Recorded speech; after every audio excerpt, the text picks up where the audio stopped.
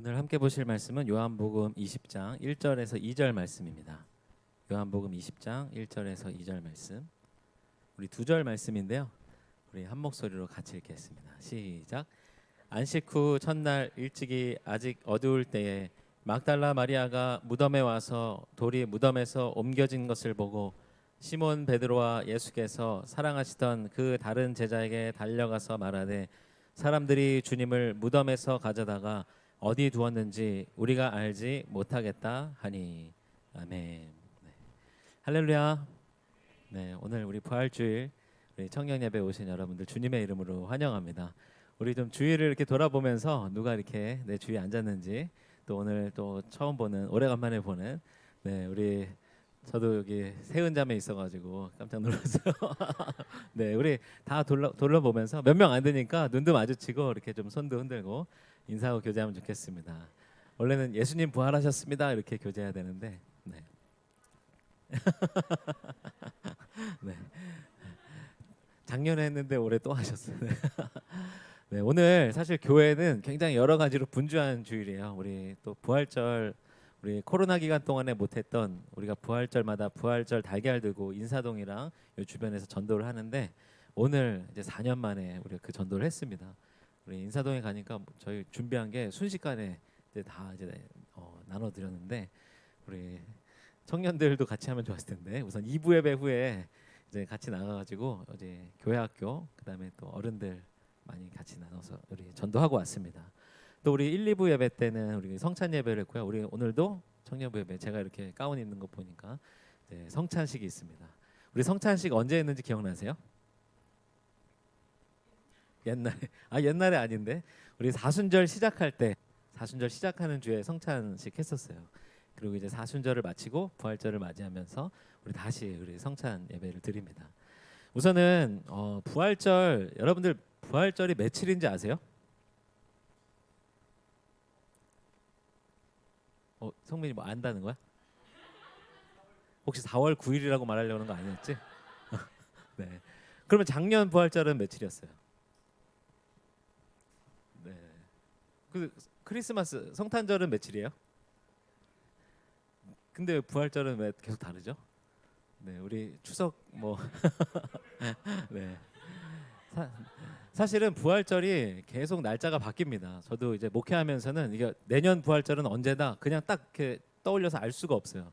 다 찾아보고 계산해보고, 이제 물론 하기 전에 이제 교회력으로 이제 교단에서 딱 정해져서 부활절이 나오게 되는데, 부활절은 매년 이렇게 날짜가 좀 틀려요. 그래서 어느 때는 3월 달에 부활절이 마지막 주나 이럴 때 3월 마지막 주에 부활절이 있기도 하고 4월 막 20일 경에 부활절이 있기도 합니다. 근데 이제 이렇게 된 거는 오늘 이제 성경을 보면서 좀 그런 설명을 드리면서 이제 말씀 나누려고 그러는데, 예수님이 언제 부활하셨죠? 부활절에 부활하셨겠죠. 네. 그러면 예수님이 언제 돌아가셨죠? 유대인들의 명절과 관련이 있습니다. 6월절. 근데 6월절에는 예수님이 제자들과 하신 게 있어요. 우리가 이제 6월절 만찬이라고도 하는데, 6월절 이제 그게 이제 또 이게 성경 본문마다 조금씩 차이가 있습니다. 근데 제자들이랑 같이 최후의 만찬을 하신 것을 이제 6월절 만찬이라고 합니다.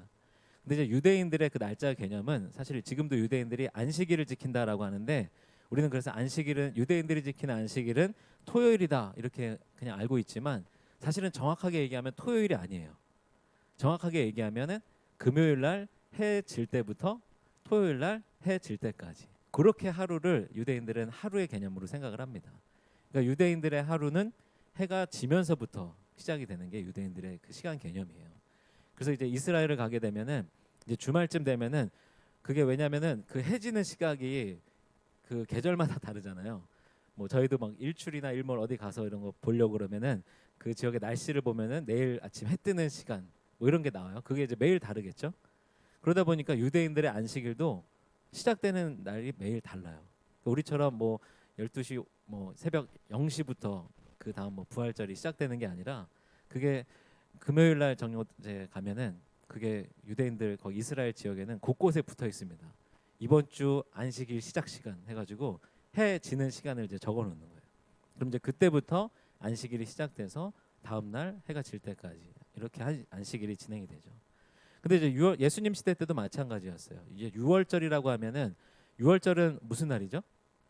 출애굽기에 이제 이스라엘 백성들이 애굽에서 이제 모세와 함께 이제 출애굽한 날 그 직전에 이제 어린 양의 피를 발라서 이스라엘 자손들의 첫 태생들은 다 이제 살게 되고 그것을 피를 바르지 않은 주로 이제 애굽의 가축과 그 자녀들이 다 죽임을 당하는 거.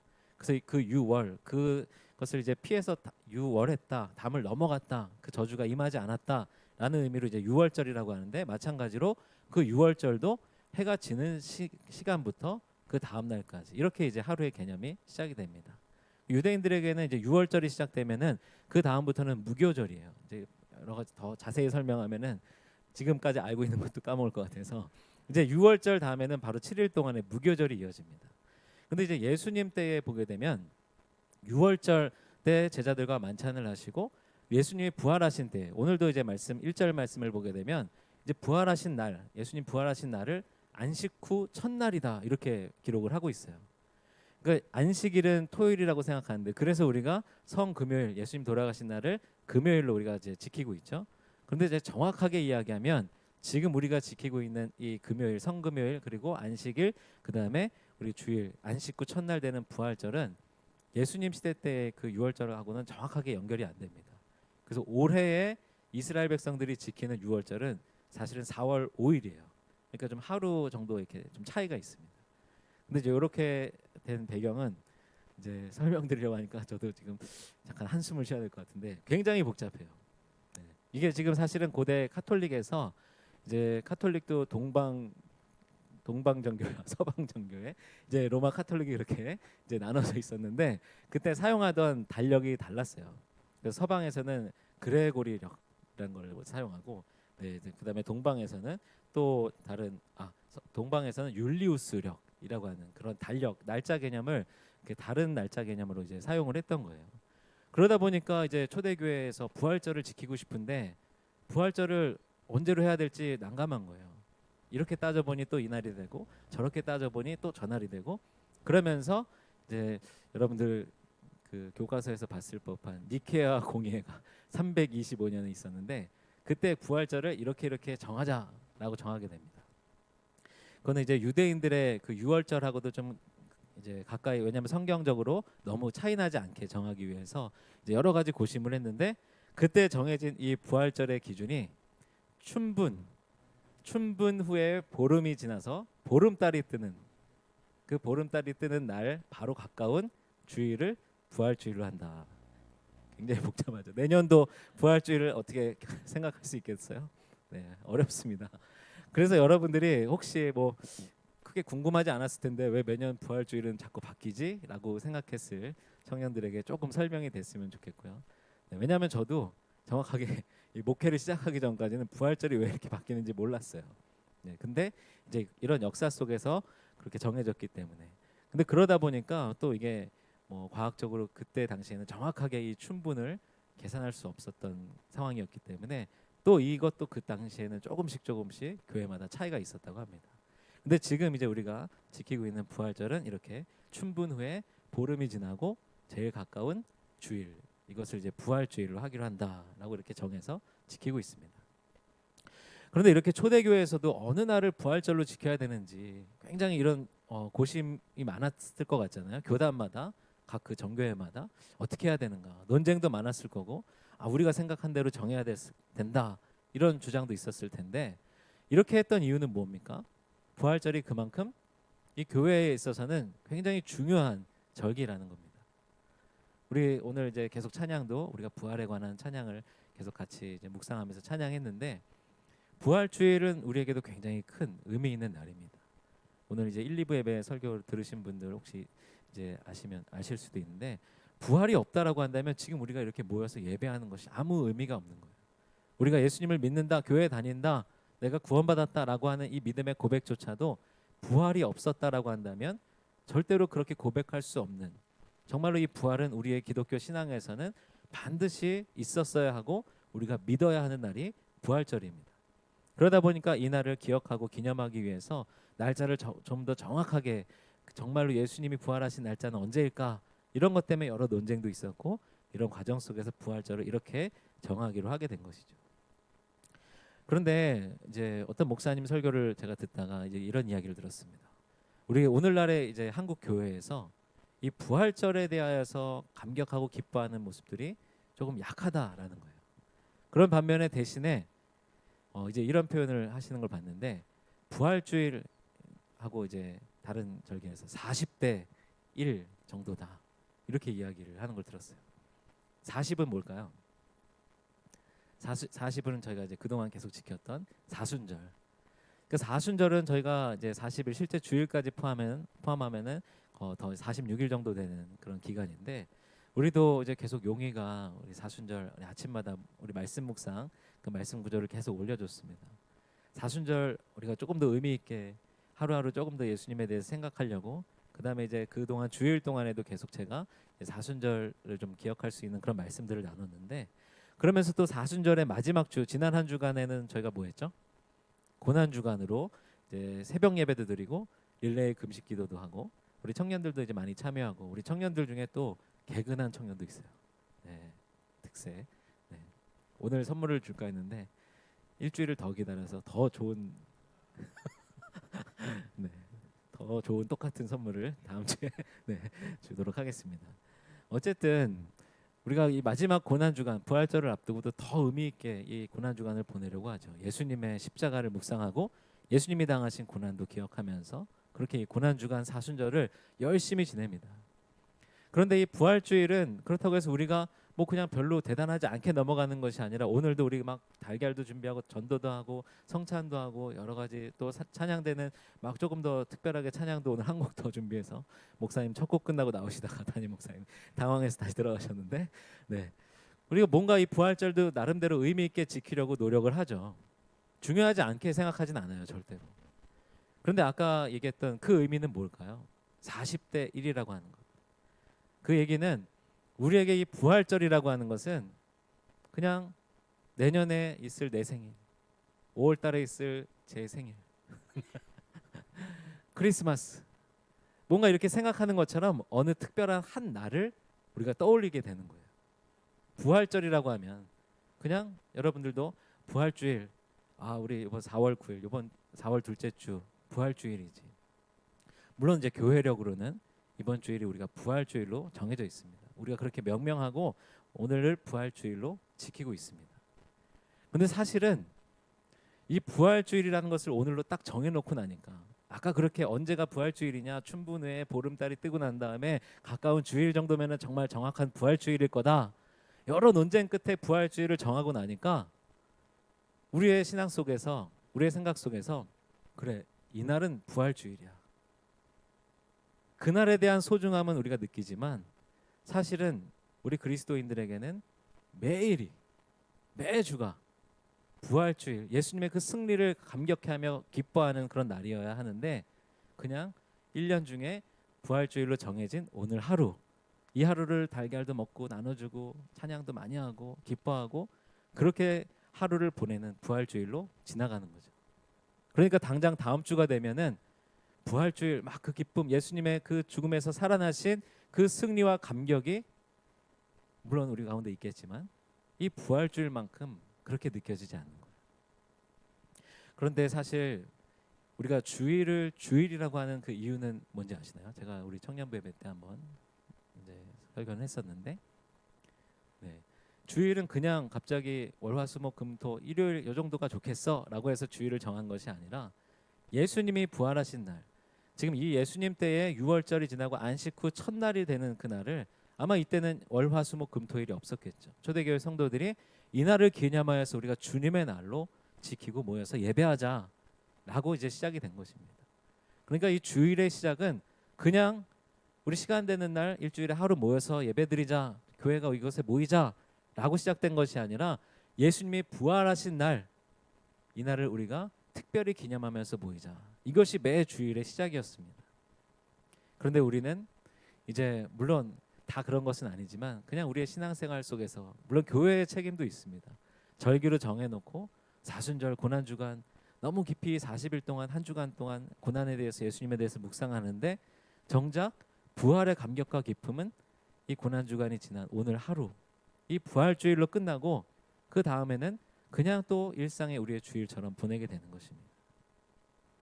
오늘 이 시간 이제 오늘 요한복음 말씀에서 우리가 함께 보게 될 텐데 이 부활주일이라고 하는 것은 우리가 상상하지 못한 날마다 그 기쁨과 감격이 넘쳐나는 매일매일 우리 가운데서 경험되어야 할 것이 바로 부활주일인 줄로 믿습니다.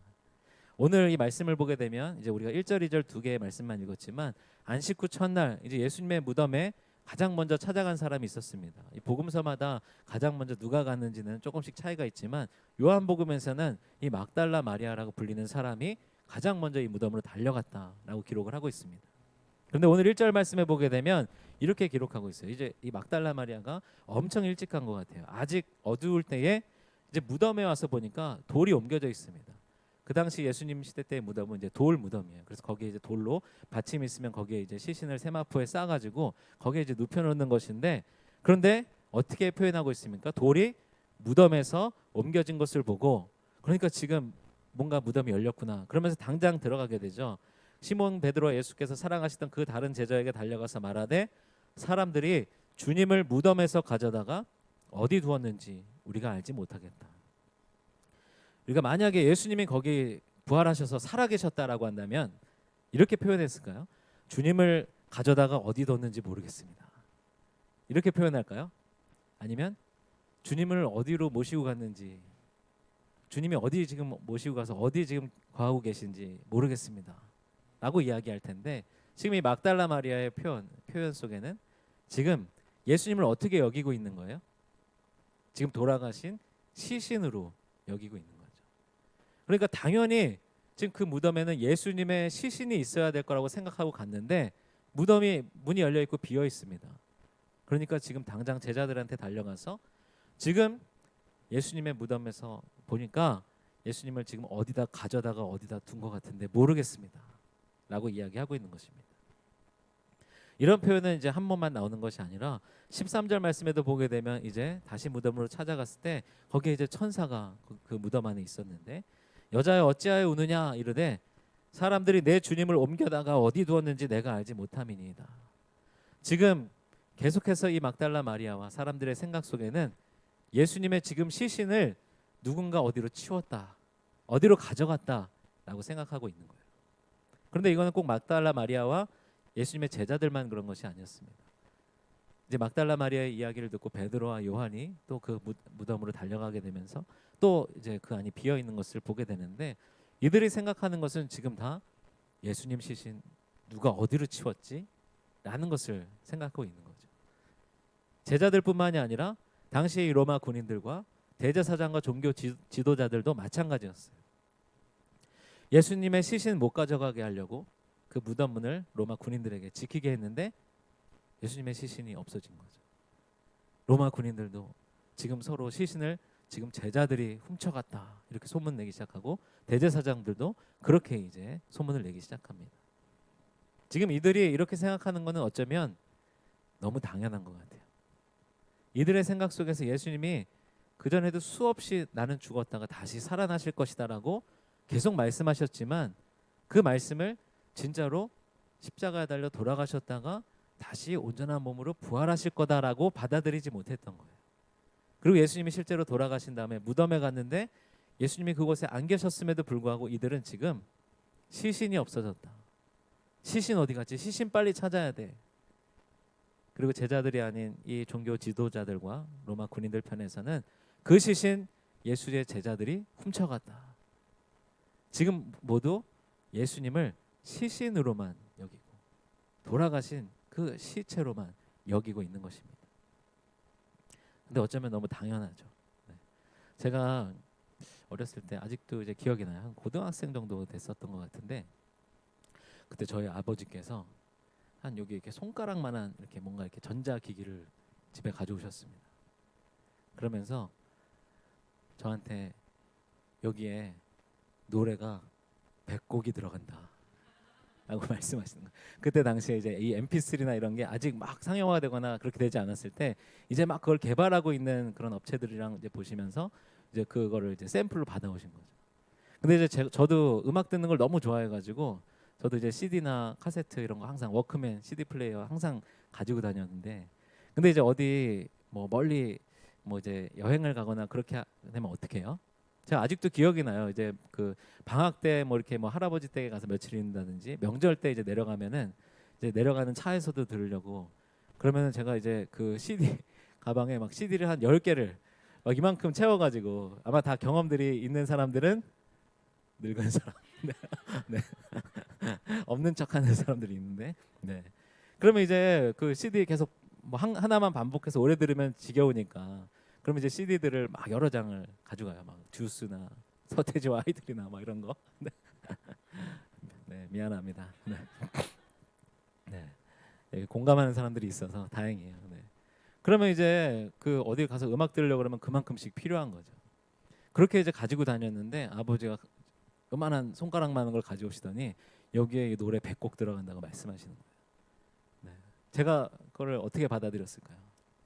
거짓말. 네.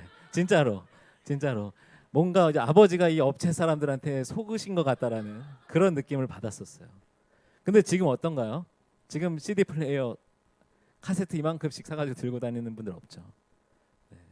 지금 여기 예원이는 도대체 무슨 얘기인가 지금 이런 그런 표정인데, 네. 지금은 심지어는 MP3 플레이어도 필요 없잖아요. 예전엔 그래도 MP3 플레이어 해가지고 이게 몇 기가 돼가지고 여기 몇 곡이 들어가고 이런 것도 굉장히 중요했었는데, 지금은 그냥 스마트폰 하나면은 바로 거기에 뭐 몇 곡이 들어가가 아니라 거기에 뭐 수만 곡이 지금 다 언제든지 들을 수 있는 상황인 거죠. 그러니까 제가 경험했던 그 경험 안에서는 그 이 조그만 기기에 100곡이 들어가서 이제 그만큼씩 CD 안 들고 다녀도 얼마든지 음악을 들을 수 있다라는 게 도저히 믿기지가 않는 그런 말씀이었습니다. 어쩌면 제자들이 예수님이 다시 살아나실 것이다라고 말씀하신 그 내용은 제자들에게는 마치 그렇게 느껴졌을 거예요. 그 말도 안 되는 얘기지. 아마 그런 뭐 이런 그런 의미를 가지고 하신 얘기겠지. 그렇게 생각했기 때문에 지금 예수님의 무덤에 텅 비어 있는 상황 속에서도 이들은 맞다. 예수님 그때 다시 살아나신다라고 몇 번 우리한테 말씀하셨는데, 다시 부활하실 거라고 말씀하셨는데 라는 것을 떠올리지 못하고 예수님 시신 지금 어디 있는 거야 도대체. 지금 이 사람들은 그것을 걱정하고 있는 것입니다. 지금 이 막달라 마리아와 제자들, 지금 그냥 시신이 없어진 것만 어디 갔지? 라고 하는 정도가 아니에요. 이들은 지금 예수님을 너무 간절히 사랑했고 예수님의 그 십자가의 죽음이 너무나도 안타까웠던 사람들입니다. 그러니까 이 예수님에 대한 간절한 마음을 갖고 있고 지금 이 죽음에 굉장한 슬픔을 가지고 있는 사람들입니다. 그런데도 불구하고 이들의 경험 속에서는 예수님의 부활이라고 하는 것이 다가오지 않는 거예요. 혹시 우리가 교회 오래 다닌 우리 학생들, 청년들도 있는데 모태신앙으로 아주 아기 때부터 교회 다니면서 예수님의 부활이라고 하는 것, 제가 그랬는데 그냥 예수님 부활하셨다, 교회 다니는 사람들이 이렇게 믿어야 된다, 이날은 기쁜 날이다 라고 하니까 제가 그냥 그렇구나, 아 이거 지금 믿어야 되는구나. 그런데 사실은 제가 이게 좀 신앙이 성숙하면서 곰곰이 따져보면 도저히 믿을 수가 없는 말씀입니다. 우리랑 똑같은 사람이 죽었다가 다시 살아났다라는 거.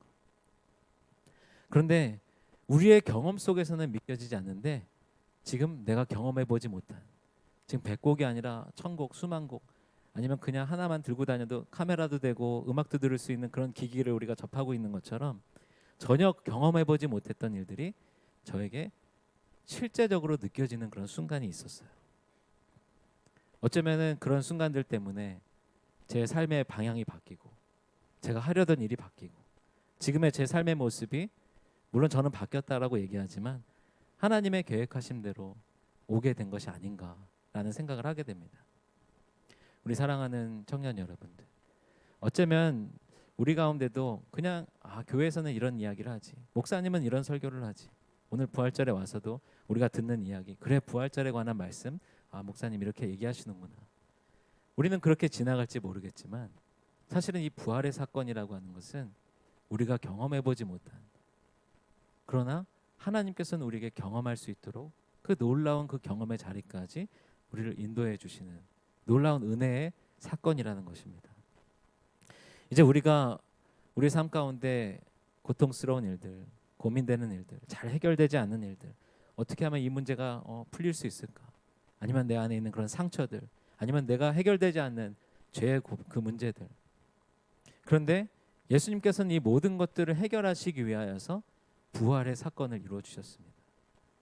그냥 우리의 죄만 해결하시기 위해서라면 십자가에 달려 돌아가시는 것, 그 십자가 사건으로 우리의 죄의 문제는 해결이 됩니다. 그런데 예수님은 다시 부활하셨어요. 그 부활하신 이유는 우리의 죄의 문제가 그냥 십자가에서 씻겨진 걸로만 끝나는 것이 아니라 예수님의 부활의 그 승리를 통하여서 이제 또 죄의 유혹이 올 때에, 또 세상 가운데 힘겨운 일들 때문에 우리의 믿음이 무너지려고 할 때에, 또는 나의 욕심과 나의 계획 때문에 하나님을 온전히 바라보지 못할 때에, 그 모든 상황 가운데서 우리가 하나님이 주시는 놀라운 승리를 경험할 수 있도록, 그 구원의 감격을 경험할 수 있도록 예수님이 부활하신 것입니다. 어쩌면 아직 그게 뭐지? 도대체 그 기쁨과 감격이라는 게 뭐지? 라는 생각 드는 우리 청년들도 있을 수 있습니다. 그런데 우리의 신앙생활 중에 예수님은 어떻게든 우리가 그것을 알기를 원하십니다. 예수님 그냥 부활하신 사건으로 딱 나 이거 부활했다 라고선 그냥 바로 하늘로 승천하실 수 있었어요. 그런데 자꾸 제자들에게 나타나세요. 왜 그럴까요? 못 믿으니까.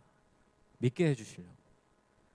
와서 말씀도 나눠주시고 얼굴도 보여주시고, 도마에게는 어떻게 해요? 직접 만져보라고 하시고, 그래도 모르니까 얘네들 고기 잡고 있는데 가서 아침도 막 생선도 구워주시면서 보여주시고 말씀해주시고. 아마 우리 가운데도 정말 이 부활의 감격과 기쁨, 예수님 저도 정말 이렇게 경험하기 원합니다. 지금 제 삶의 무게, 제 고민들, 도저히 해결될 것 같지 않은 제 지혜와 경험 속에서는 도저히 앞이 보이지 않는 이런 상황들, 거기서 예수님의 그 부활의 승리로, 부활의 기쁨과 감격으로 그렇게 살아갈 수 있도록 인도해 주세요 라고 하면 예수님이 믿게끔 여러분들에게 찾아오시고 보여주시고 만지게 해주시고 말씀해 주시고, 결국에는 하나님께서 원하시는 그 부활의 감격과 기쁨의 삶으로 여러분들을 인도해 주시리라고 믿습니다. 오늘 우리가 부활절 이렇게 지나가지만 오늘 말씀을 기억하면서 내일도 우리에게는 부활절이고, 다음 주도 우리에게는 부활절이고, 여러분들이 직장에 있을 때도 부활절이고, 여러분들이 학교에 있을 때도, 가정에 있을 때도 우리에게 부활절이 되는, 그래서 날마다 그 부활의 기쁨과 감격, 오늘도 하나님이 나를 이렇게 승리하게 하시는구나, 그 감사로 살아갈 수 있는 저와 여러분들 되시기를 주님의 이름으로 축원합니다.